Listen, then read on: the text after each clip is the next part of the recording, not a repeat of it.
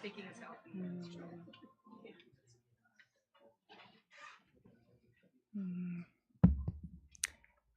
Great. Hi, everybody, and welcome to those both here in the room and those who are joining us online to today's event on decolonizing finance and the financial system in Africa. I know for students, it's like the first day semester, so really great that people have taken time out of the first day to come and join this event. This is a joint event between Saatchi Industrial Development and the Institute for Economic Justice, IEJ. We are already collaborating with IEJ on different things, including Reefer Festival, which we'll talk about a bit more. So really glad to be doing this event together with IEJ. So our event today, it's going to start with a presentation by, I had meant to ask before how to pronounce your name and I forgot. Let me give it a shot. Ingrid, okay, what she said, Kwang Graven. Okay, sorry about that. From King's College, London, who's been one of the really important voices in terms of heterodox economics in Africa, decolonizing economics and so on. She is currently based at King's College, where she's a senior lecturer in international development. She holds a PhD in economics from the New School. She's worked extensively on uneven development, international financial subordination, and so on. She recently published a book, a co-authored volume, Decolonizing Economics, an Introduction. And she's also a founding steering group member of DECON, which is Diversifying and Decolonizing Economics. A lot of her work, not only on decolonizing economics, but also more broadly on financial systems and so on, is on Africa. She's done a lot of field work in different African countries, and she was coming to South Africa anyway for something else. So we are very glad that she made time to come and speak today. The book, you can also order it online. You can search it if you're interested. We have also two follow-up speakers who will be respondents and share some additional thoughts. Amara Garda is a junior program officer at Reefer, the Rethinking Economics for Africa. She's also currently studying towards her master's at WITS, and she's been very active, one of the leading figures in the WITS chapter at Reefer since 2019. She's also a fellow of the Arwell Socioeconomic Research Institute's Future Leaders Program, and was also previously at SERI, the Socioeconomic Rights Institute. And then also very glad to have Dr. Naifa Rashid, who is a senior lecturer here at UJ in the School of Economics. She is very involved in these issues as the chair of the College of Business and Economics Decolonization Committee. Her own research is deeply rooted in the principles of decoloniality, and she's been advocating for pluralistic economic thought in her own research and in the classroom, and I think very well known to UJ students who are here. So I think it's really a great lineup of speakers, and we're going to kick off with Ingrid's presentation.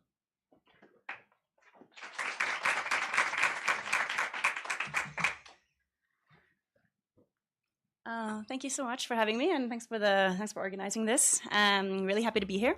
So I'm going to be speaking about decolonizing economics. I'll talk a little bit about our book, and then I'll link it to finance, and in an African context in particular. So I wanted to just start with a quote from the G20, just to kind of motivate how we think about finance and financial systems in an African context. This is from the G20 website. So it says, the global financial architecture is once again under scrutiny as calls for reform grow louder. For Africa, this conversation has never been more urgent. The continent faces a host of economic challenges, debt sustainability, limited access to credit, high borrowing costs, inadequate financial infrastructure, issues that global economic disruption have exacerbated. As Africa pushes for greater inclusion in global financial reforms, most notably with African Union's recent membership in the G20, it's clear that building a resilient financial system within the continent must be a parallel priority. So it's about global financial architecture, right? domestic financial institutions. These are the key targets. So this is kind of, I'm sure many of you have seen these kinds of ways of talking about finance before, which is not necessarily wrong, but I'm going to, in this presentation, have you think about how this could be actually considered Eurocentric. So have a little bit of think about that right now, and then I'll kind of build an argument about like this focus on especially domestic financial institutions, but also this idea that you can like reform the international financial system from the G20 as a kind of maybe possibly Eurocentric idea. So I'll talk about what's Eurocentrism in economics. So this is our book. You know, decolonization means a lot of things to different people I know, and different things in different parts of the world. So in our book, we really kind of stick with Eurocentrism as the key aspect or the key lens that we use. How is mainstream economics Eurocentric? How can like mainstream? I'll put forward sort of my proposal for how we can think differently about it. But there are many different ways, obviously, of thinking about this. And then talk a little bit about the African context of international financial subordination before concluding. So what is Eurocentrism in economics? So we talk about this in our book, and it's also inspired by Samara Min's book from 1989 on Eurocentrism. So one of the key aspects is the idea that capitalism developed in a way that was internal to Europe or to England or to the global north. It was an isolated development. It was based on technology, hard work, increased markets, expansion of markets. That's how capitalism evolved. That's the starting point. So in this view, you don't have anything about colonialism, transatlantic slave trade, uneven development. It's just looking at the internal development, and it's also not considering social relations, right? Because it's just like a changing quantity of markets, technology, etc. It's not like a disruptive change in terms of how we think about capitalism coming after feudalism. And then the discipline takes this view and universalizes it, right? So anywhere in the world can develop in the same way, just with, you know, domestic improvements in institutions, in improved technology, rationalization, etc. So this obviously, like in I don't know how many of you are in economics, like taking economics modules, but in most economic modules, you won't actually hear this, right? It's an underlying assumption in a lot of the models, economic models. And we argue in our book that, you know, this is how this Eurocentric idea of capitalism was born during the development of capitalism in Europe. But with the developments in the economics discipline, it's only been gotten more extreme and more cemented, even as the discipline kind of talks less about capitalism now than it used to. It's kind of detached itself from a lot of these big debates. And actually within the mainstream, often there isn't like a big theoretical debate anymore, right? Between, you know, there used to be debates between neoclassical, Keynesian, Marxist. Now it's more, the debates are often presented as empirical or within the mainstream. So we also argue that this has served to depoliticize economics because, you know, there's a hegemony. And then, importantly, we argue that Eurocentrism, you know, emerged from the development of capitalism in order to kind of justify and legitimize it. So therefore, it also supports a polarizing project. It supports uneven development. It supports imperialism, which is also an argument that Samara Min makes. So what are some key features, just to make things a little bit more concrete in terms of how this shows up in the economics discipline? Maybe you're thinking, like, how does this actually show up? One is the thing I already mentioned, that the economies are thought to work the same way everywhere. So you can have a policy that's, you know, thought about or someone came up with it in Washington, D.C., and they're, you know, suggesting that everyone all around the world implements it in a universal way. Methodological individualism is another aspect. This idea that the economy is made up of lots of individual people. You know, this whole idea of the rational agent in economics. So this sweeps under the carpet the social relations that the economy is built on. If you take like an alternative approach, and the structures that we see in the world, like patriarchy or racialization, imperialism, is impossible to grasp from a methodologically individualist perspective. Methodological nationalism, also very important, is in a lot of economics work, the state is seen as something that's states are seen as separate from each other, right? So you analyze the macro dynamics or whatever without thinking about how it's connected, actually in a global economic structure of uneven development. So it masks global power relations. There's also this focus on market-based interactions and institutions that support markets. This is like the main focus of a lot of economists, rather than considering the social relations, right? So the actual, for example, class relations are concealed in this way of approaching the economy. All of these are considered, you're taught them in the economics discipline. They're kind of the way to do economics, without being also taught that there are different ways of doing economics, right? So therefore, we're back to this depoliticization aspect, that we're basically taught that this is how the economy works. So these are tools that we use to understand the world rather than, the big debates about this.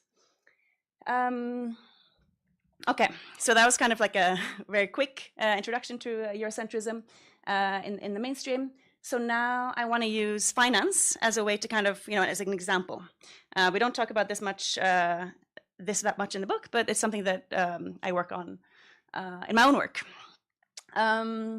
So how does this link? Okay, money in sort of the mainstream finance view is often seen as something that emerged out of the growth of trade networks, market exchange to facilitate barter. It has a particular function, right? So it fits with this Eurocentric idea of the development of capitalism that I talked about earlier, as something that was, peaceful, endogenous, rational. Money just a part of that, not something disruptive. So then, expansion of financial markets, some people call it financialization, is thought then to facilitate trade, to facilitate institutional reform, better financial management, right? This falls under what I was talking about as methodological nationalism, is seeing the problem as national and like isolated from the global economy. It's not connected to the global financial system, and it also assumes that finance is the main constraint here, right? That you need to, if only you had better financial systems, that would facilitate better production, better technology. Rather than thinking about the global economy, including finance, from the perspective of social relations.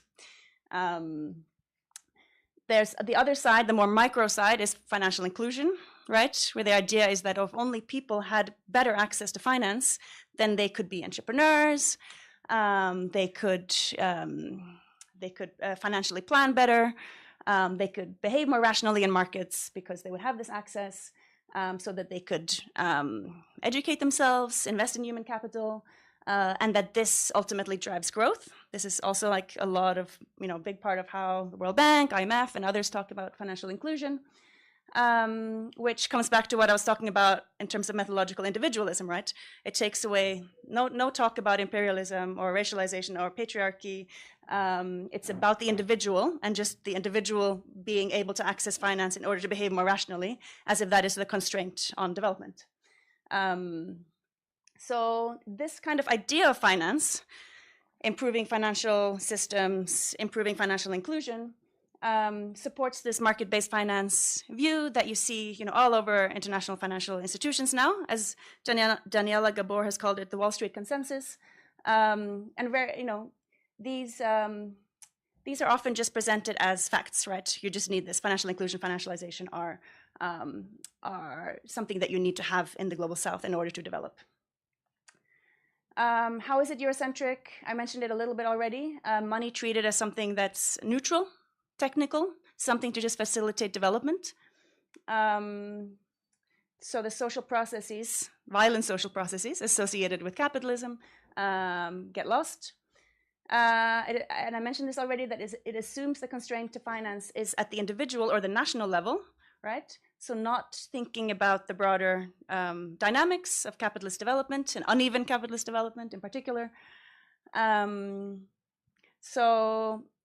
keep talking about social relations here, and I know that can mean different things to different people. But the key aspect here is that the power relations get swept out of view in this, what I would say is your Eurocentric mainstream view. Imperialist features of finance, you can't see it at all in this perspective. I'm going to talk a little bit more about what I mean by this in a moment.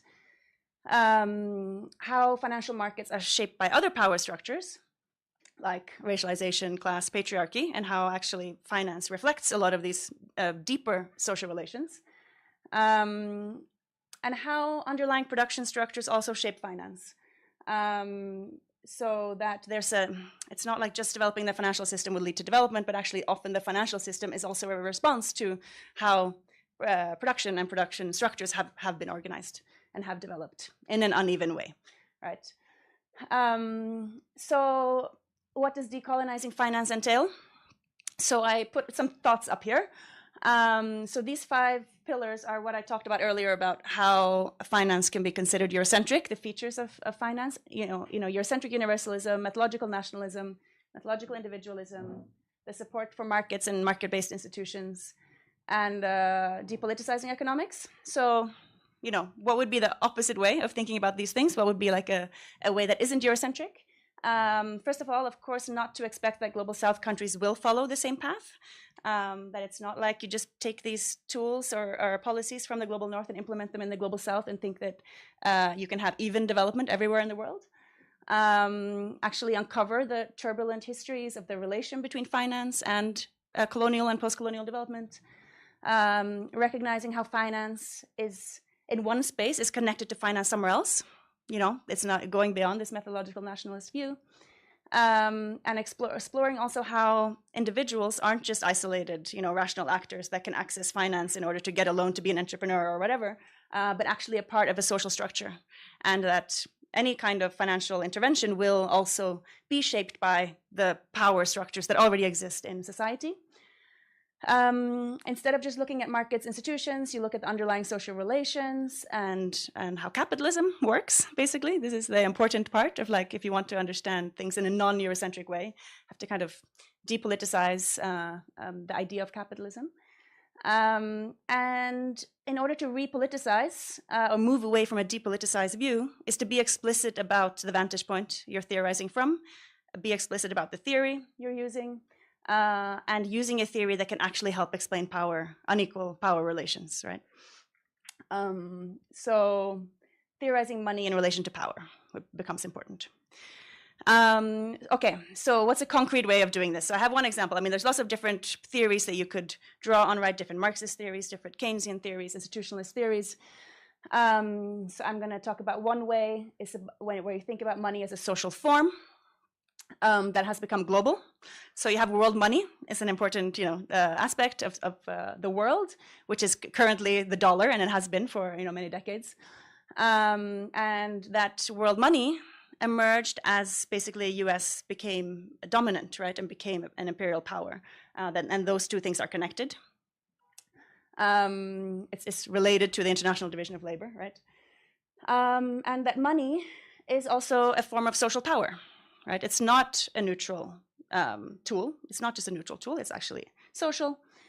And world money is also a key role in how imperialism has unfolded across the world, and is a part of global value relations as well. Right? So this is a very Marxist argument, but some Latin American dependency theories, like Enrique Dussel, for example, talked about this, and also there's also recent work on this, like for example Adam Hanye.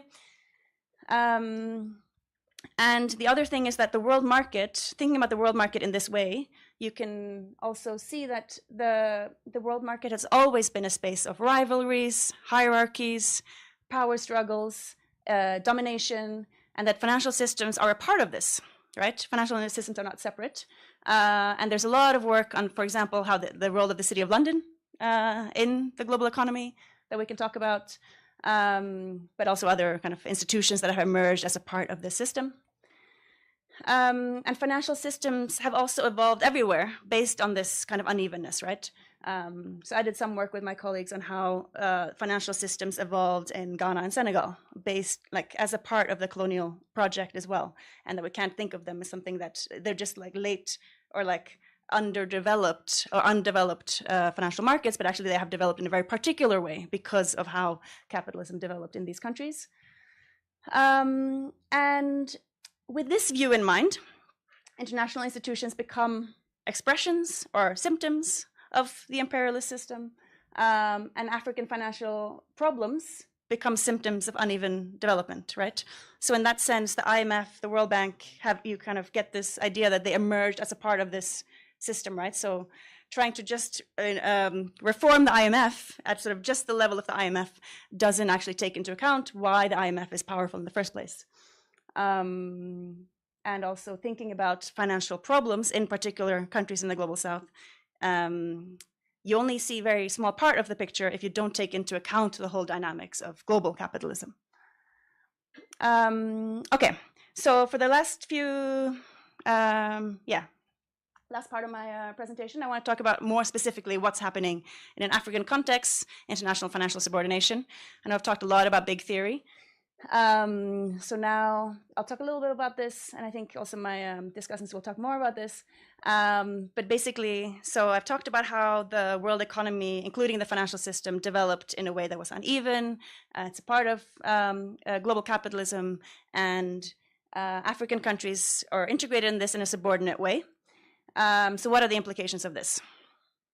Currency hierarchy is sort of one tradition from the post-Keynesian scholars who basically see how they talk about, currency hierarchy. They don't talk about world money, but it's kind of a different way of talking about world money in a way, because the US dollar is at the top of the hierarchy, right?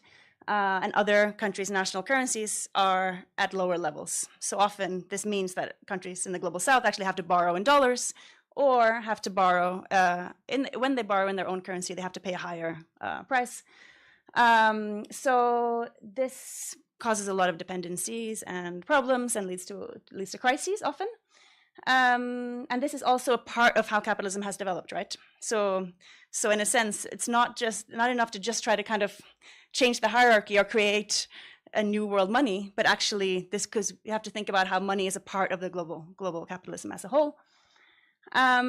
Recurring debt crises is connected to this. So I took a graph from the International Debt Statistics website, where you can see that African external debt has increased a lot since 2009. So of course there was a debt crisis on the continent in the 80s and the 90s, and there's been a new round of IMF programs since the sort of end of the commodity boom, and since the pandemic as well. And currently, according to the African Development Bank and the IMF, 21 African countries are at risk of debt distress or in debt distress. And this is a part of, it's not just a debt problem, right? The reason these countries have to borrow is also because of the way that production is organized in these countries. So debt becomes a way to access foreign exchange. Debt becomes a way to deal with current account deficits. So it's a part of a bigger story, but it's an important one because this has real material impacts. Other forms of international subordination. So, for example, you see this it's connected. Like I've talked about how global capitalism emerged in a particular way, and we understand finance as a part of that. But also, finance also links back and impacts how firms and production structures operate as well. So firms in a lot of global south countries have a harder time accessing affordable finance. So it becomes harder for them to compete with the big multinationals, for example, that have access to City of London, Wall Street, whatever.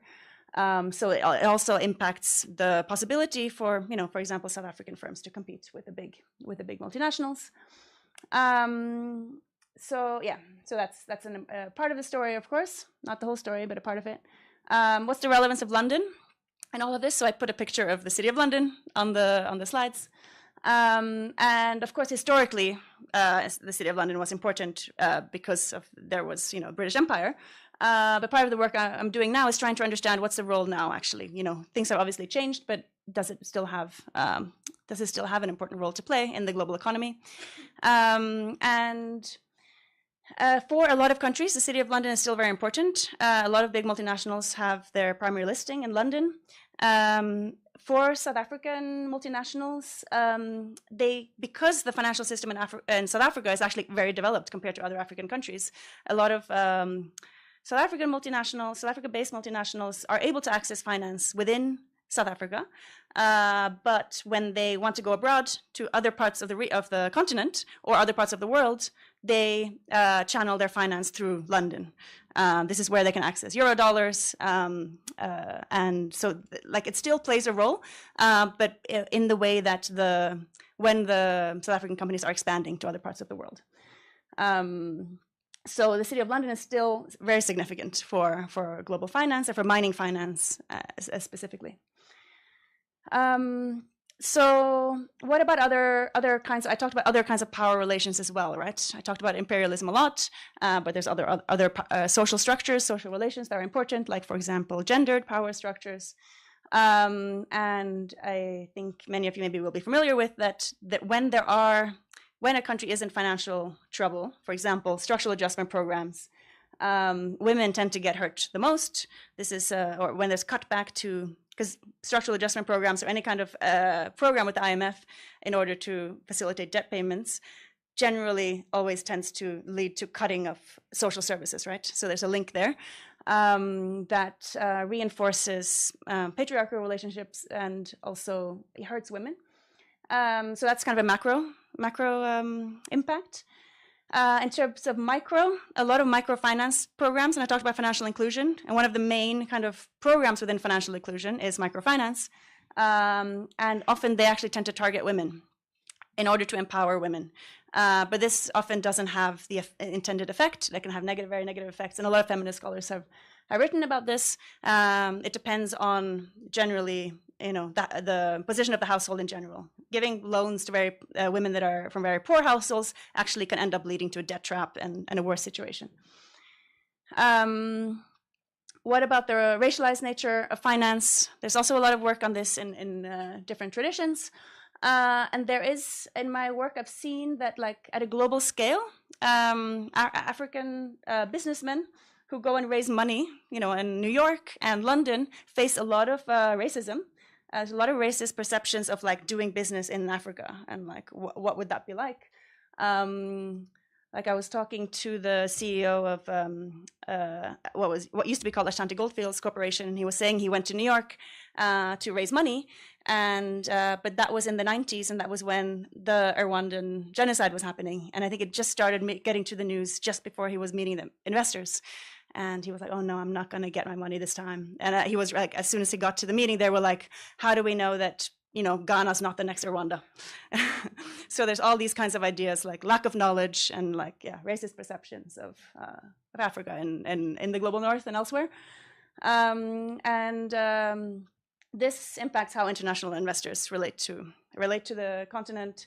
In the mainstream economics literature, they call it the Africa dummy. Like, whenever they try to explain something that they can't explain, like certain parts of, like, the macroeconomic indicators in Africa, why they actually don't fit with what you would expect from a particular GDP level or a particular other macroeconomic indicator. So yeah, there's a lot of scholarship trying to actually explain why is this? Why is it that African countries have these different outcomes? Ilya Salami has written interesting work about this, Jemima Pierre as well. At a local scale, and this is true for all countries everywhere, that financial systems, localized financial systems, and the way people access finance is always also embedded in this social relations. And there's a lot of data actually on this in the US as well. That generally it tends to be certain population groups access cheaper finance much more easily, and other population groups access expensive, short-term finance that actually worsens the situation. Patrick Bond has written about this in the context of South Africa, how microfinance has been very racialized, and he actually connects it to the Marikana massacre as well. So there are real sort of social impacts on how the financial systems evolve in a way assuming that access to finance will be a good thing, because they don't take into account actually the power structures that exist. It actually leads to quite disastrous impacts. Okay, so to conclude,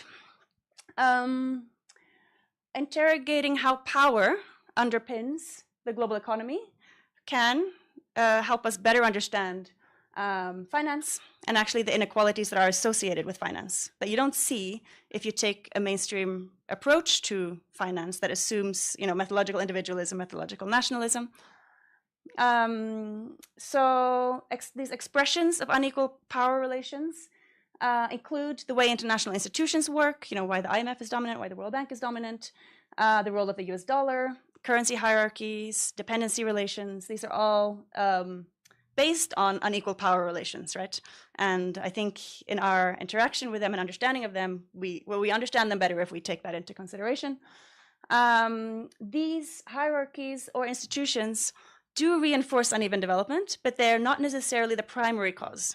So I'm kind of making a call here to kind of try to understand the underlying dynamics and to not just focus on how can we reform the IMF, because that might be actually leading us to only a very partial picture of what's driving these inequalities. Starting from a decolonized perspective or a non-Eurocentric perspective can then help us, first of all, avoid falling into this trap of thinking that capitalism is the same everywhere, that, the policy thinking that global north developed based on good institutions and rationality, expanded markets, and therefore countries in the global south will develop in the same way. So moving away from this Eurocentric idea to not, and also the other important part is to not just think about finance as something that is only financial, but actually thinking about how it's connected to power structures, right? Global power structures, local power structures, social relations, and that money emerged as a part of global capitalism, not as something that we can tackle just on its own. Yeah, so that's what I wanted to talk to you about today. I'm really looking forward to questions, discussions, and I'm happy to share the slides because I have a bunch of references as well. Thank you.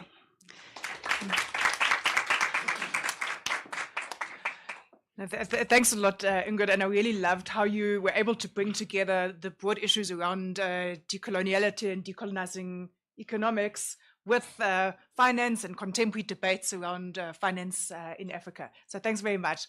Let me hand over then to Amara, who's going to speak next.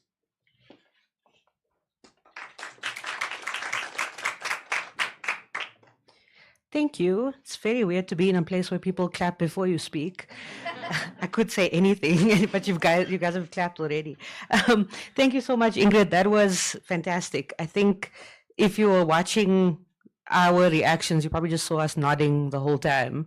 But it's because there were so many like light bulb moments where things just click, and it's things you might have been struggling with when you're analyzing your own country or the continent, for example. And then when you hear it explained in this more progressive way, it like finally makes sense. So that's a little bit about what I'm going to speak about now, which is the, I guess, proposition that economic orthodoxy and economic ideas in general that are mainstream is not only a key tool of imperialism and the imperial processes that we've just mentioned, but it's carried out in such a way that prevents challenges to those imperialist processes. So if you consider yourself an anti-imperialist, there's a lot of barriers that you'll face when trying to actually economically prove why this process is bad. So I'm coming from that perspective as someone, as mentioned in the Rethinking Economics for Africa project, and I can see all my lovely UJ RIFA chapter students here in front. And yeah, I'm glad that it's happening on this campus because specifically here, we've had a lot of young people that know there's something wrong with the economy, might not know exactly what's wrong or might not know what to do about it. And yeah, hopefully in 10, 15 years time, this kind of presentation can be historical and not something that we're still struggling with and still dealing with. So a few of the things that I just wanted to mention, and a lot of it has come up in Ingrid's presentation. I don't know how many people here have done economics ever, just like by a show of hands. If you've done economics, okay, awesome. We've all suffered in this room. So the suffering that I had a lot when I was doing economics was the methodological individualism question, because context, and especially growing up in South Africa, the question of, I just have goals for myself and that's all I care about. I will make profit no matter who suffers. That was not something I could relate to. And so when you think about that on like a larger scale, when we're determining things like economic policy or economic process, the harm that that does of, I am a single person that's only trying to make profit for myself and I don't really care about anyone else. On a global scale, it's quite devastating. It has really, really horrible implications.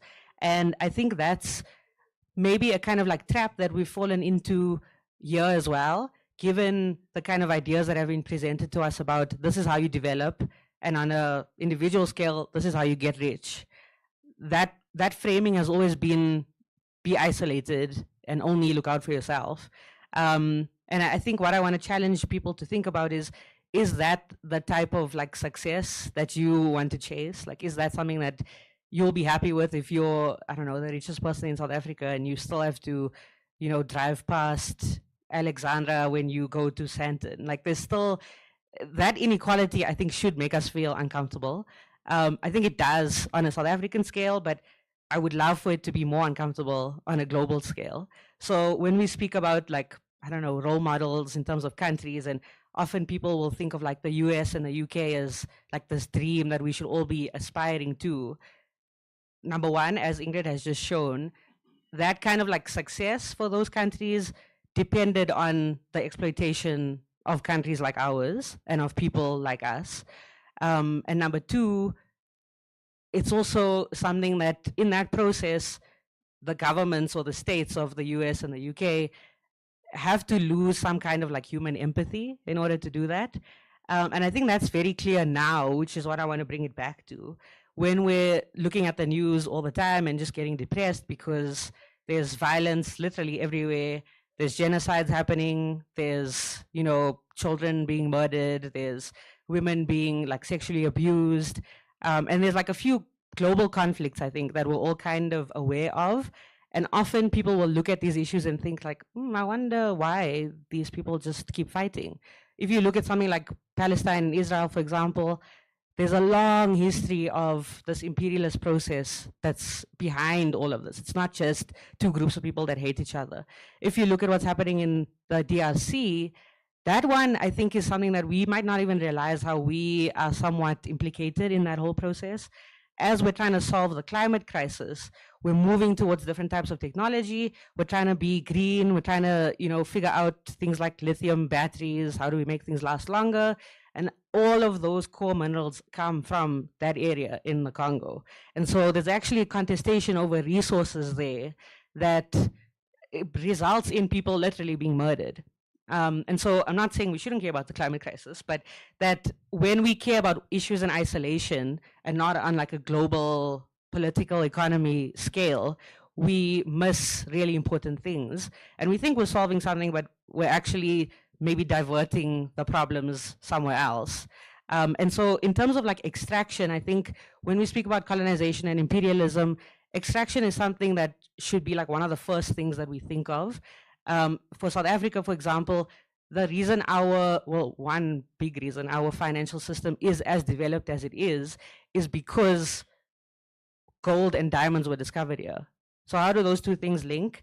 Once that was discovered, and there's like a lot of theories about this, you guys can read up a bit more if you like, called the Minerals Energy Complex, which just tries to explain that the South African economy looks how it looks today because those that were in power decided we're going to orient this entire economy towards the extraction of gold and diamonds.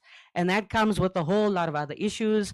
Obviously, there's a climate issue, but there's the labor exploitation issue. There's the redistribution of wealth. There's migrant labor. So all of those systems that you look at afterwards, like, why did apartheid have Bantustans, for example?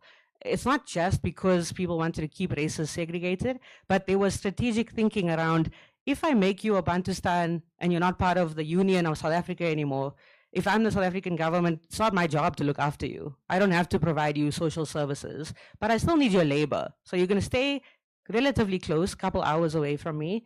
And as soon as you get sick, as soon as you get ill, once you're, you know, you can't work anymore, you're old, you're going to go back to the Bantustan and I have nothing to do with you. I don't owe you anything. So apartheid and even the policies that we have today have to be understood from that perspective of who was trying to exploit, what were they trying to exploit, and to what end. And that end is always, obviously, like the purpose of exploitation is because people want to amass wealth. And being in this unequal country, I think something that we maybe need to like think a bit more about when it comes to how issues of financialization work is on a global scale, we can see it's uneven. It's not the same for everyone. In South Africa, it's also uneven. So if you look at who holds finance, for example, it's still skewed to the way it was during apartheid. It's still mostly white people, and again, mostly white men that dominate the financial sector. And when it comes to lending, it's still mostly black people that need lending because there's not enough access to finance through things like jobs when you look at like unemployment, for example. So then you can ask yourself, like, who does it benefit when I'm unemployed? And those kinds of questions, I think, will get you to think a bit more about the social relations that essentially don't exist in mainstream economic thought. And they don't exist because once you see that, I think all of us, like, our instinct is, okay, so we have to change that. Like, if the economic system is such that in order for rich people to stay rich, I have to be exploited, then you'll realize, oh, okay, actually, let's change this whole system. So in essence, like, economic orthodoxy works so that you don't have the tools to address these kind of problems. And sometimes you don't have the tools to even analyze them. So I'm going to end off now, but the last few, I guess, things of like hope, and I think it was in one of Ingrid's pictures about like protests and specifically youth protests, because there is an awareness now that these systems are meant to keep us in the same space forever and ever until we die. We're not going to be upwardly mobile. Want those who are getting richer. And so there's been a lot of youth protests, specifically, I'm sure you guys have seen Kenya last year had a massive youth protest, and it was specifically on a financial issue. There was something called the finance bill that was from the IMF, so it's the same actors all the time.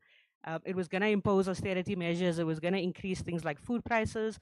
And so the youth literally understood, okay, this is what this policy means, and organized and protested around that. Eventually, the government had to pull that bill. They've introduced some of the policies that were suggested, but they haven't been able to introduce all of them because people literally said, we will not accept this. And so it's now the last week, I think, is the 1-year anniversary of that protest, and there's been new protests, and you can see the kind of violence that people are met with. So when we speak about like police brutality, for example, that's also because we need to understand it as linked to this broader process of we want to keep you docile and we want to keep you unempowered, and we need you to like stay within the system because you can't threaten whatever the elites need or want. And then the last thing that I'll just speak about is, I'm sure everyone here has heard or seen what's happening in Burkina Faso with Ibrahima Traore. And I think young people have been captured by that whole process because, I mean, he's pretty young. I think he's like 32. And secondly, he's been very outward about naming the enemies. And I think that's been refreshing for some people. For the elites, it's been really scary because he's literally said things like, we're going to nationalize mines, we're going to reject these like financial institutions. And so once you say we're going to nationalize mines, like you guys can Google this later as well. You can Google like what happened in Libya, for example. That kind of like, you're threatening the extraction. And that is the most scary thing for people that are keen to exploit you. So I think what I want to leave us with maybe is just an understanding that far more of us are exploited than like wealthy. Far more of us are suffering under the system than benefiting from it. So how do you change that kind of system? You might feel powerless, but that's by design. So we need to organize, we need to mobilize. Things like the Rethinking Economics for Africa chapter at UJ.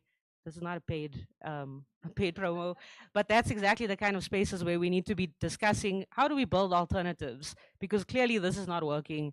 And yeah, clearly all of us can and deserve much better from our economies and our societies. Thank you. No, thanks, Amara. That was really fantastic and inspiring. And in relating some of these broader issues to political economy in South Africa and beyond, contemporary developments, and also to the efforts to change things. And his REFA is one part of changing those, even if it's starting from a small scale. But I mean, compared to like when I was a student, we would complain and critique and so on, but you would just be seen as like a nut. And now there's a movement that critiques but also wants to change, and it's really great to see the interest in that as well. Naifa?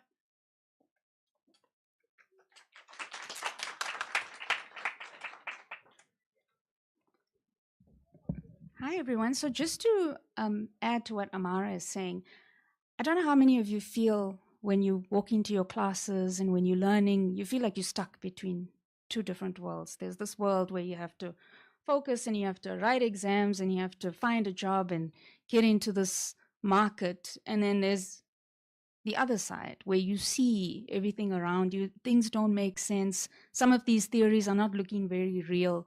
So, I mean, I call myself youth, but I was a student in 2005. I'm still youth. But it was even, as Fiona said, it was even worse then. You know, if you ask these questions, you're stupid, you didn't do your homework, you didn't do your pre-reading, you didn't read the 5 articles that we gave you to read. That's why you don't understand. But actually, that's not true. Is that we don't relate to a lot of these theories. So just to give some examples on the financialization aspect. So what does that look like in real life? What does it mean when you say financialization? So one example is this microfinance, this booming industry. I'm pretty sure all of you have heard of microfinance in your personal lives, but you know that the founder of the Grameen Bank, which was the original microfinance provider, won a Nobel Prize for this concept. But what's dangerous about the concept is that it's touted as financial inclusion, but I've included some links you'll see shortly. But if you look at case studies from different countries, it's actually led to, as Ingrid and Amara were saying, debt traps. So people taking multiple loans from different micro lenders. A lot of micro borrowers using that fund not for business, but for consumption, because they actually can't afford to consume at that time. So it's a little bit deceitful. And what makes it worse is that there's a very high interest rate attached to it. So even Grameen Bank, when it originated, it was not like a low interest option at all. Some of the interest rates were as high as 20%, which is incredibly high for someone who is struggling with their day-to-day expenses. So I'm not sure how we see that as suddenly beneficial or suddenly empowering for people who can't afford their day-to-day expenses. There's also more so now in the past 5 years, aggressive collection practices. So a lot of, for example, women in Cambodia were literally paid visits by these bouncers. They were beaten up, they were threatened, their children were threatened because they couldn't afford to make the repayments.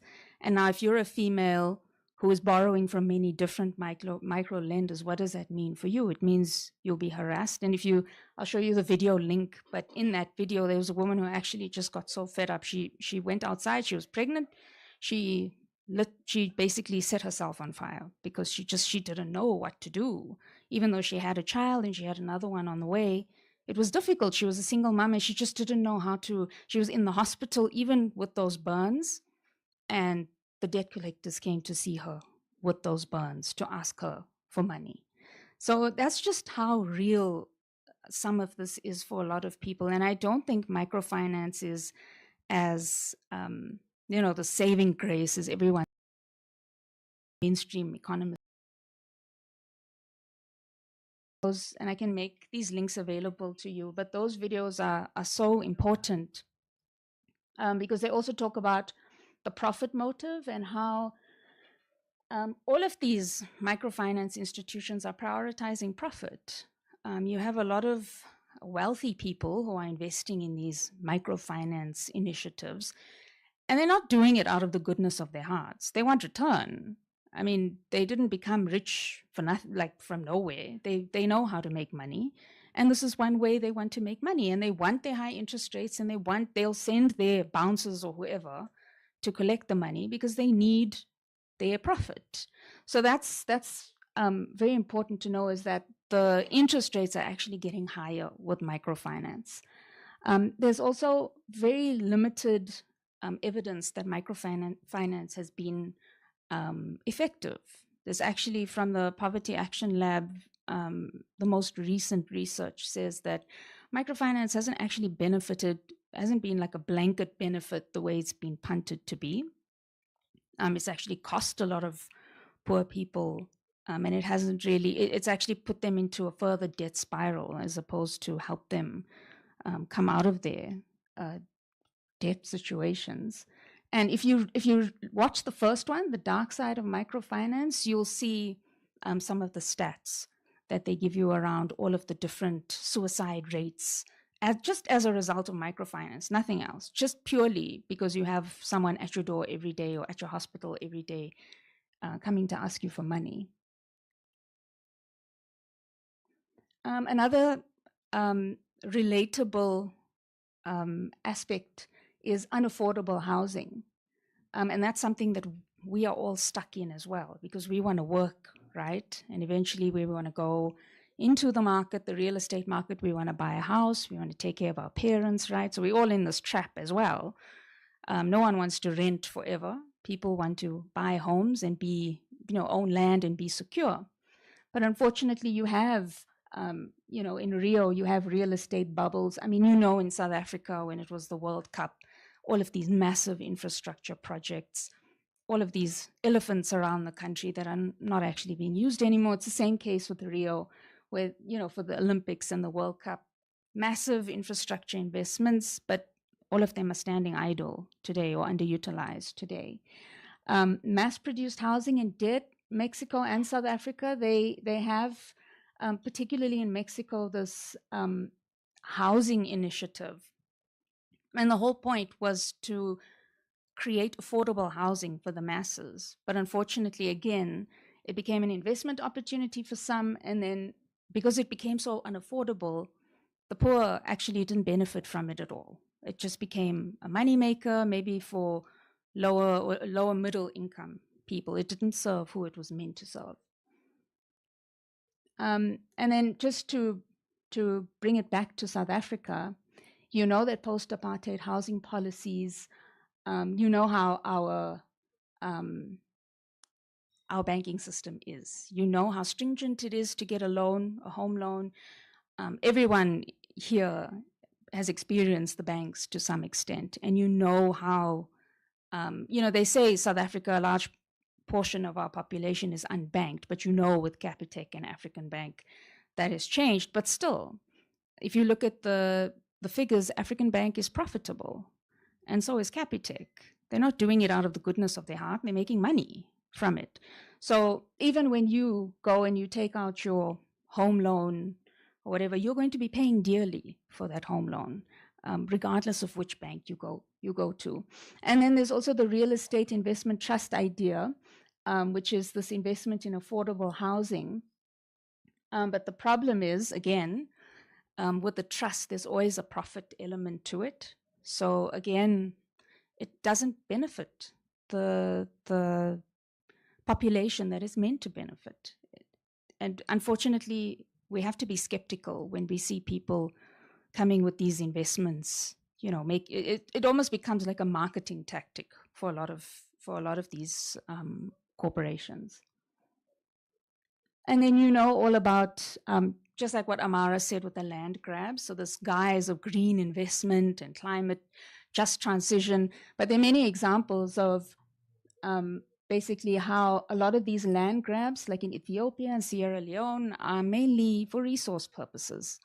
And under the guise of, we're saving the climate, but you're actually disadvantaging and kicking communities off their land, robbing them of their livelihoods. And there are plenty of examples in Africa. Ethiopia and Sierra Leone are are really just two, but they're prominent. As Amara said, Congo is also a very prominent example. In South America, you also have Peru. So because there's a lot of hydrocarbon activities there, there's a lot of land grabbing and fighting between indigenous communities trying to protect their land, and then a lot of these corporations, and a lot of them end up getting these concessions from the government to actually use that land without question for a number of years. They don't ask the communities at all permission or anything like that. It's like, it's almost as though it's assumed that the government owns the land and that's it. So it becomes very, very disheartening, especially for those of us who care about climate justice, when you start seeing some of these things, especially around the green investment aspects. It's, you start wondering now, is just transition and climate justice just another buzzword, like how microfinance was maybe 10 years ago? Same with Ghana and all the gold mining operations involved there. Obviously, there's a lot of pollution that emerges from these projects. So eventually, when your mining concession ends, your communities the resources are so badly damaged, people can't live there, actually. It's not livable. So what is the whole point then of this? You just came, you abused the land, you abused the people, and you left, basically.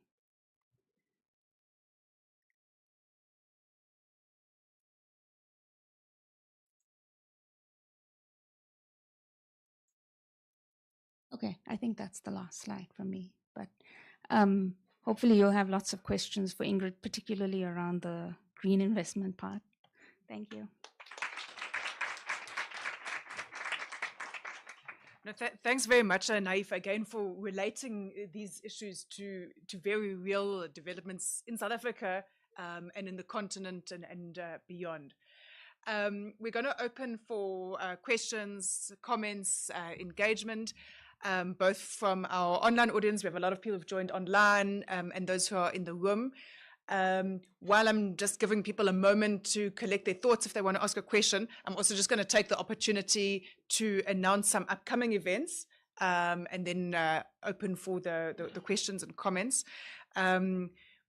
We have a couple of events coming up this week and next week, and as well RIFA, which I think will really be of interest to this audience. On this Wednesday, the 16th, day after tomorrow, we're hosting a book launch from Professor Homan Chitonge, who's a leading Zambian economist who's based at UCT. He has a new book called Reclaiming Economic Sovereignty in Africa. So I think it actually connects quite closely with today's session, and I'm sure will be of interest to this audience. It's here in the same room on Wednesday at 4 p.m. And then on Monday, a week from today, also in this venue, we're hosting an event from Professor Grieve Chelwa. Grieve is also coincidentally a Zambian economist based in Sharjah at the Africa Institute, and also a visiting associate professor here with Sochi Industrial Development. He'll be visiting us in person next week and doing 2 events with us. So the first one on Monday is a event on tackling debt and underdevelopment in the Global South. Grieve has been part of this Jubilee Commission that was appointed by Pope Francis on debt. He'll be speaking there, and as well Kamal, who's sitting here, who's actually one of the founders back and also works at Monday here. Wednesday, we'll be having a training session with Grieve. It will be held at JBS, Johannesburg Business School, and that will be on theory and method in the political economy of Africa's development. It's a free training from 10 to 12. I'm sure will also be of interest to this audience. And then the last event, which I want to advertise, is RIFA itself, the Rethinking Economics for Africa Festival, organized by IEJ. Sochi is also a partner in that, and that is on Friday, the 5th of September. More details will follow, but if you just Google or search at this point, RIFA, Rethinking Economics for Africa, you can see how to book a ticket. I know many of the people here are already involved in RIFA, but if you don't know about it and you want to hear more information after the event, you could come up and ask either Naifa or Amora. I think I see also Bandila sitting at the back. So I just wanted to do those adverts, but let's now open for questions. Maybe we should first give our online audience a chance, or should we start in the room? For those who are online, you can either type a question or you can speak the question out loud. Yeah, so who would like to go ahead? Okay, I'm going to take a round. Maybe you can just very briefly introduce yourself. I'm Zonzo, I'm from wherever, I'm a economic student, or those who are online, you can either type a question or you can speak the question out loud. Yeah, so who would like to go ahead?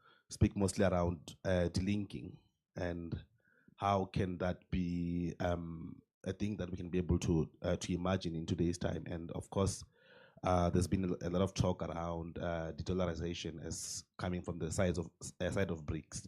So the question that I want to pose is that does such organizations like BRICS represent that kind of breakaway from the global north, and essentially how even with the contradictions of these countries which are part of this organization. I mean, of course, we have India, which has serious contradictions itself, and other countries, even including our South Africa itself, has some contradictions. But does that represent the kind of delinking that Samir Amin would have imagined, and how can we achieve that? Thanks.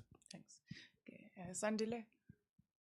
And I see a lot of hands, so if you can just keep your questions quite brief. Yeah. Hi, everyone. My name is Sandile, and I'm a student here at UJ. I mean, the question I'm going to ask, I thought Petani will ask it because he's a Marxist. I mean, particularly on sort of, so Ingrid, really on where the analysis, begins. So I'd like to contend with where the analysis begins and maybe ask a question, right? That maybe like uneven development, imperialism, patriarchy, rigged financial systems are all, a manifestation of the capitalism problem, right?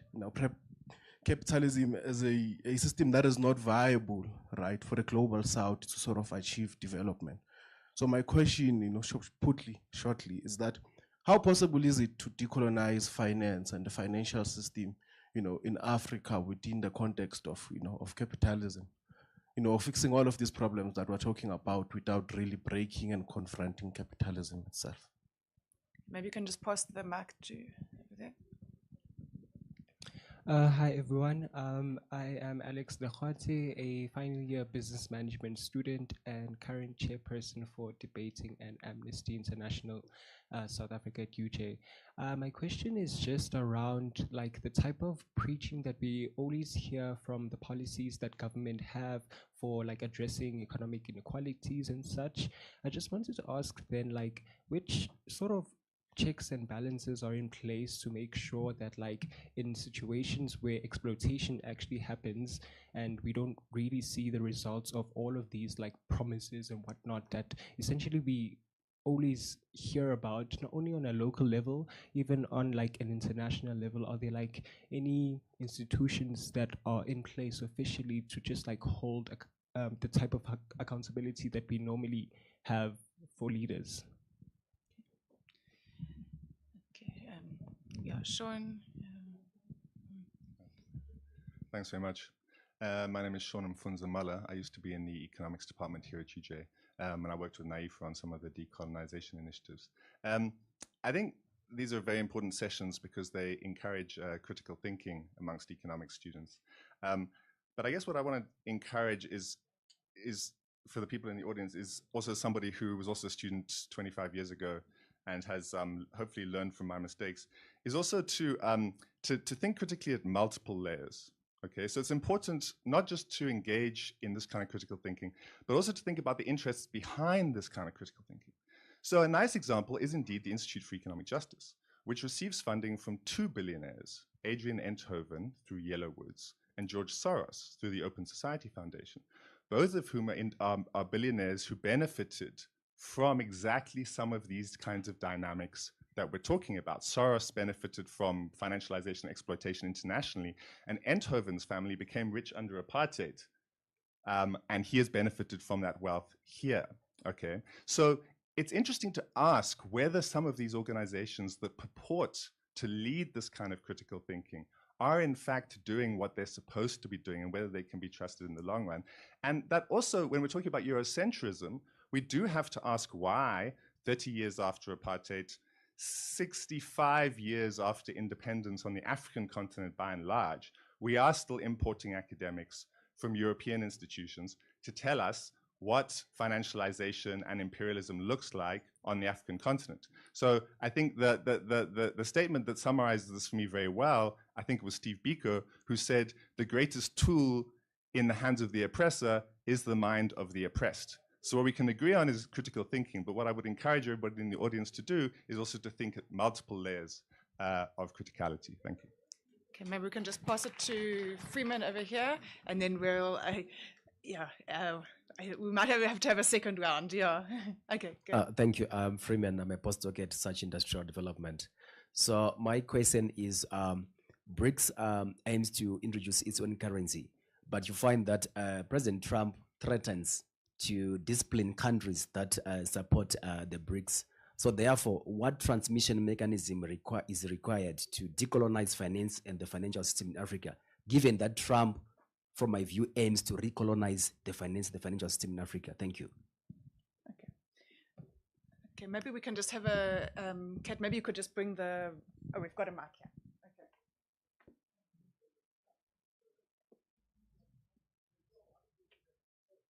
So can we just activate this mic? So we'll take some responses, and then maybe we can try and keep them brief so we can have a second round, because I know there were some hands that I couldn't even get to.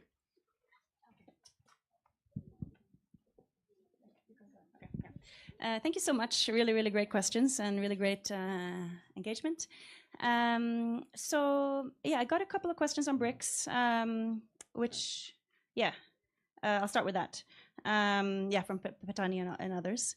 And of course, yeah, is BRICS a form of delinking? So Samir Amin talked about delinking as a way for countries in the global south to resist imperialism and to try to organize their economy, not in response to the global value and like imperialist interests, but actually according to domestic interests, right? And there's debates within the delinking literature whether, you know, is that capitalist or is it a socialist kind of delinking? And so is BRICS providing this kind of project? In my view, no. And I think some of the questions that came from Sandy afterwards was kind of I think in that vein as well, because BRICS is very much a capitalist project, right? And it's presented in contradiction to the U.S. to some extent, but it's also very much within U.S. empire, right? And I mean, we'll see what happens with the new currency and everything. But so far, at least, I mean, let's see. We don't know what's going to happen in the future. But so far, the kinds of things that BRICS have done haven't led to kind of any kind of reorientation of like against the way that capitalism has been organized under U.S. empire. So the question from Sandy, to lead on to that, is, yeah, are all these aspects that I talked about manifestations of capitalism, and how possible is it to decolonize finance within capitalism? I think that links to the question of BRICS and de-dollarization as well. Because I talked about money as a social relation and money as a violent social relation. The dollar as world money has sort of emerged as a part of that, but that's not to say that, like, in other currency within the world, I mean, there are many currencies within the world, right? And it's not that they're not also based on social relations that are violent, right? And you know, so in that sense, just moving out of the dollar itself is not going to basically free us from all these inequalities that I've talked about and all the uneven development. Money itself, you know, is not going to lead us to challenge uneven development. So in that sense, de-dollarization, I mean, the question that came from the person at the end, who actually I didn't get the name of, sorry, is also related to that. Okay, so Trump, Freeman. Freeman. Okay, yeah, Freeman. Sorry. Trump will threaten BRICS if they do introduce their own currency. So that's a whole other question, right? Even if they do introduce their own currency, that might not actually challenge the uneven development that we see. But U.S. empire does what U.S. empire does, and Trump is a very particular expression of where the U.S. is today, and he's being very blunt and kind of it might not even be possible for the BRICS to develop this currency. But there is a bit of a reshuffling that's happening right now, so it is an interesting moment to see what's going to happen. We're still within U.S. empire, but Trump is obviously an expression of some there's problems within the U.S. that need tackling, and there are opportunities there as well. I know you said we should be quick. For Alex's question, I think that's great, and maybe Amara and Naif have more to say about that in terms of who actually holds corporations and institutions to account when things go wrong, when exploitation happens. There are, a lot of civil society organizations that try to do this. Of course, there's a power inequality again, a power imbalance again, right? In terms of, when say Amnesty calls out exploitation, it's not like this would necessarily in itself lead to reform or apology from like an international institution or a corporation, but it does lead to sort of raising of awareness and sort of building of social movement, and that could, challenge power to some extent. Sean's, I don't know if that was a question, actually, more of a call for the students to think about this, and I think just to say like a very short thing about it, I think challenging Eurocentrism and thinking about decolonization. As someone who's in the global north, right? This is kind of something that obviously also in decon that we think about. What is the role of people in the global south? What's the role of people in the global north? And I hope that it would be possible to have a kind of that is a shared project that we want to challenge Eurocentrism and imperialism, and these ideas of thinking about finance together. That it's not like people in the global north come and teach people in the global south. That's not how I think things should go. But I also think that it's important that we do build these coalitions because it's a global issue, right? And I hope I didn't tell you guys about what financialization in Africa is. That was not my intention. Perfect, thank you. Let me start with the government policies question. So I think something that we often say as South Africans is our policies are great, but there's no implementation. And I'm going to say that I disagree with that statement. In general, especially economic policies in South Africa are still very much geared towards the private sector. And within that private sector, there's obviously a big dominance of international finance. So if you look at something like the Reserve Bank, for example, monetary policy there, as an average South African, you don't want interest rates to go high because chances are you are in debt, but the Reserve Bank is like essentially refusing to budge on the interest rate policy because it benefits those who hold capital. So if you are an investor, it's good to have high interest rates.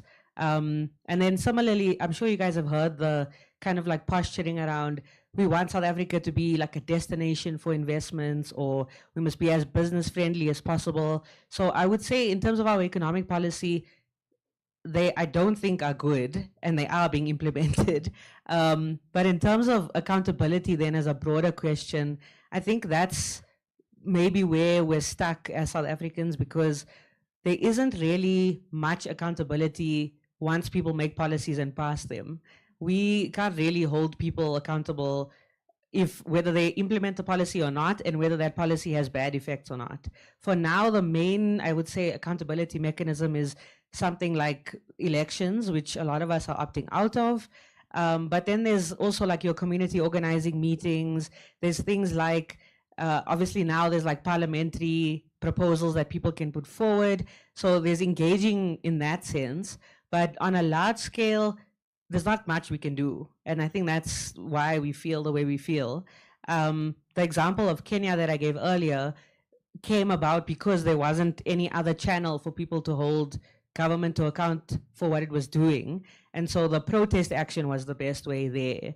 So I think it maybe needs us to kind of think of what are other mechanisms that we can do. On an international scale, yeah, there's pretty much no accountability. There's like UN conventions, and like the tax convention is one that's getting a lot of attention at the moment, but there's not a lot of enforcement of those conventions. And again, you should ask the question of like, who are the people that are gonna hold this one to account, and what are their own interests? So I think the concept of like people's interests is quite important here. Naif, I'm sure you can add a bit more to the government policy ones. Yeah, and then in terms of like funding, especially for the IEJ, I think it sounds a little bit like when people say you hate capitalism, but you have an iPhone. Like you're kind of operating in an ecosystem that exists. And even if you're trying to challenge that ecosystem, you still have to do something as opposed to nothing. What I always say is like, there aren't really South African wealthy people that are willing to fund this kind of like heterodox progressive work. And so in essence, I'm very happy to take like European money where I can still kind of push the same progressive policies that I want. If my option is like, either I go with progressive funders who understand the vision and mission, or I go with no one and just don't do anything. So you can still challenge the system that you're part of, is what I think we should maybe focus on. The other thing is that RIFA specifically is part of a global movement. So we're part of Rethinking Economics International, which has branches across the world. And the legitimacy of something like RIFA is based on its membership, not on its funders. So I think as long as you kind of hold that as the central part, then you're probably in a good place. But yeah, critical thinking is always something that we should do. And yeah, these kind of questions, even when they get uncomfortable and awkward, I think are things that we should always be willing to discuss. So yeah, thanks for the question. So I just wanted to comment on the question around BRICS. So there was, I think in the early 2000s, there's this book called The Scramble for Africa, and then a few years later, there was the New Scramble for Africa. So I think it's important to note what exactly is happening with BRICS. Which companies are on our continent that are exploiting, extracting. My concern with BRICS is that you also, even before BRICS, you had lots of Russian, Chinese, Indian companies on the continent extracting quite a lot. So what, is BRICS now like an avenue to do more of that? I think that's, in terms of BRICS, that's my biggest concern around BRICS. I don't think it's a suitable alternative because of the ecosystem that we're in. But at the same time, I don't know what a suitable alternative would look like, because it's almost like we're stuck in the system. So I think because all of you are the future leaders, I think it's also important for us to have more forums like this, so that we can, not just seminars where people just speak and, you know, we have some questions, but like working sessions where we come together, we read together, we unpack some of these ideas, we have discussions. So more like a sort of round table style, because the only way we're going to find a solution is if we are all involved. Everybody needs to like put their heads together. So I think more reading groups and more involvement at the university level, and also staying close to movements like RIFA, because I think safety in numbers is very important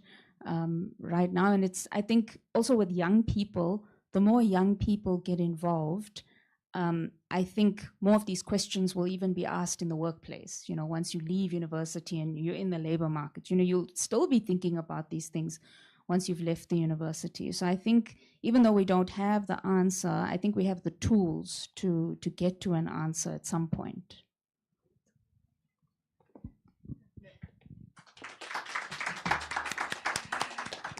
Thanks very much. Maybe we can squeeze in one quicker round, because I just see so many hands still. You can just make your questions very concise. Yeah, that's okay. Oh, you're there, so it's fine. Start at the back. Yeah.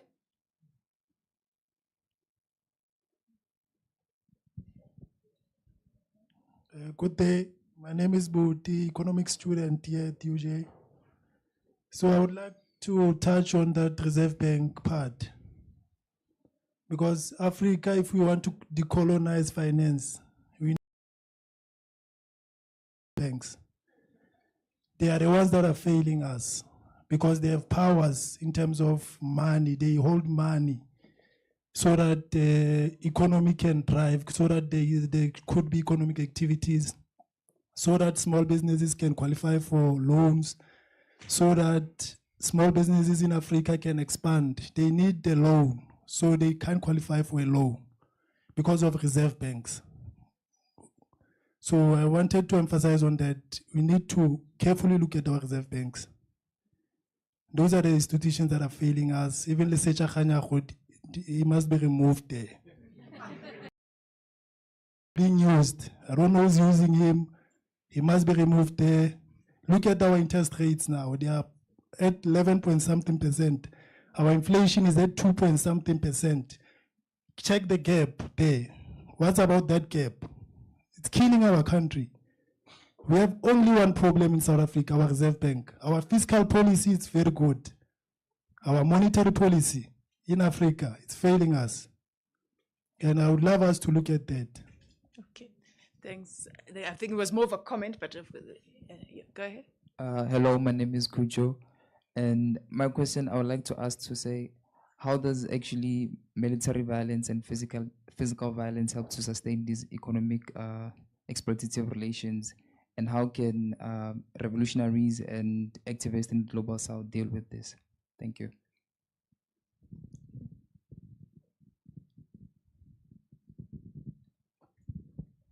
Hello, everyone.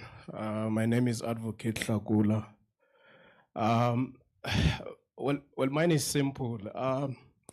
There seems to be an antithesis between decolonization as well as neoliberal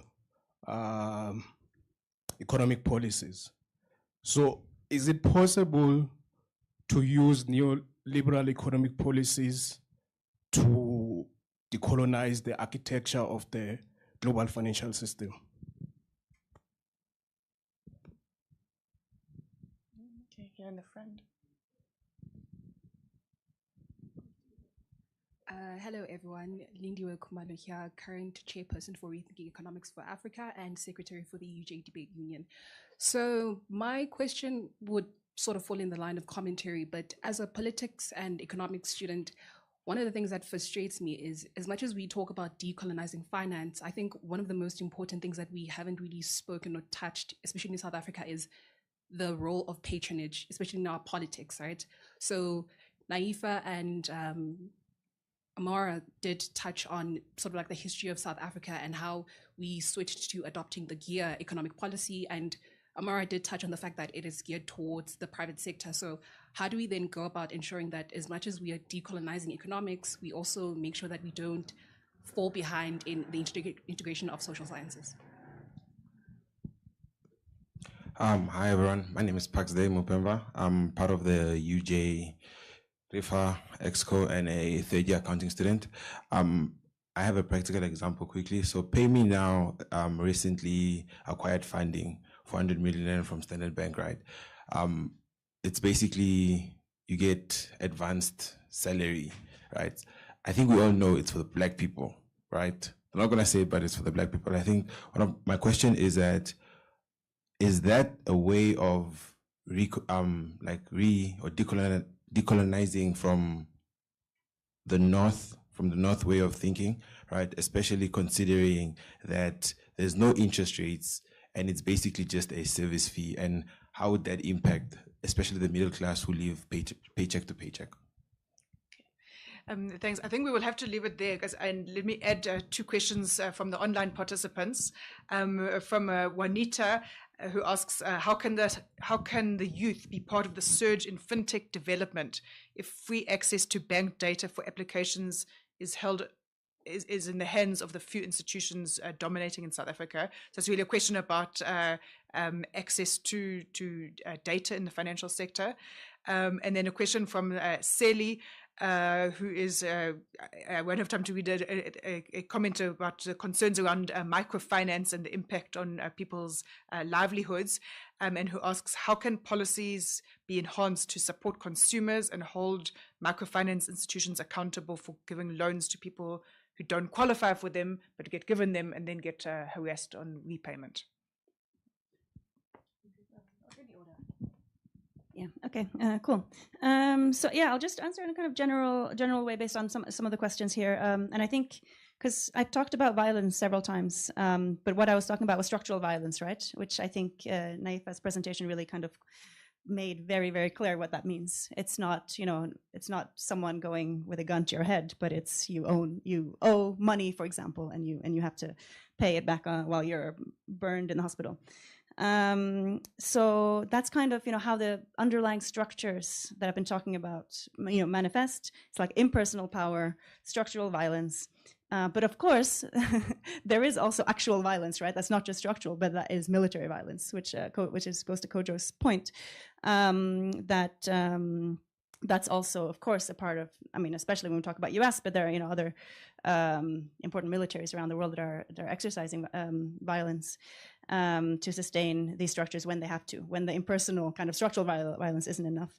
So that's, I think that's an important point. I wouldn't say like, how can we deal with this? Like, I wouldn't, be able to say something specific on this. I think in the way that I've been thinking about decolonization, and there's different ways of thinking about it, but in general, it's about like trying to expose the power and power dynamics that are shaping how we understand the world, how we see the world, but also challenging them in all its forms, right? And this will take different forms in different spaces.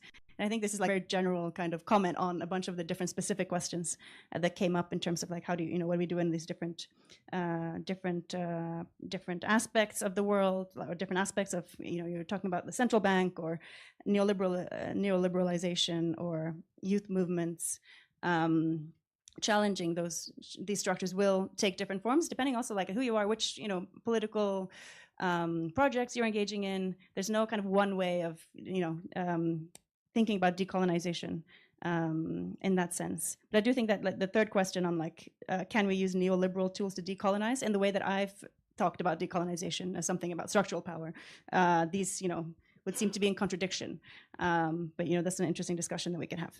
Yeah, I'll end it there, and we can talk more over lunch afterwards. Perfect, thank you. Yeah, I think maybe I'll just get to the patronage networks question from Lindiwe. I think that like when we understand colonization, we've got to, as Ingrid mentioned earlier, understand the social relations. And so patronage networks are a specific type of relation. And again, it's one that's rooted in things like profit motives and power. So when you're looking at it from a decolonized lens, I think the assumption is that you would not want to recreate those kinds of power imbalances. In terms of like how one actually does that, I think it would be lovely if we had like an example of a decolonized economy or a decolonized country where we could say, oh, that's how they did it. We'll set it up in the same way. I don't think we have that.